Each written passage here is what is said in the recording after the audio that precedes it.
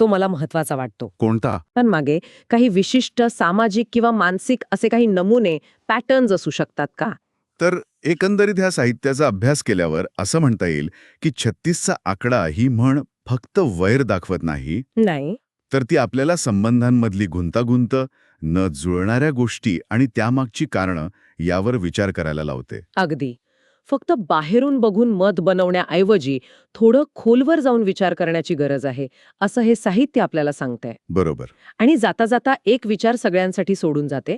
आपण नेहमी व्यक्तींच्या स्वभावाला किंवा त्यांच्या भांडणाला जबाबदार धरतो. हम्म. पण असं होऊ शकतं का, की काही वेळा परिस्थितीच अशी असते किंवा त्या व्यक्ती ज्या भूमिकेमध्ये अडकलेल्या असतात, अच्छा. त्या भूमिकाच त्यांना एकमेकांच्या विरोधात उभ्या करतात. मग त्यात त्यांच्या वैयक्तिक आवडीनिवडी किंवा स्वभावाचा वाटा कदाचित कमी असेल. खरंय. यावर नक्कीच विचार करायला भाव आहे.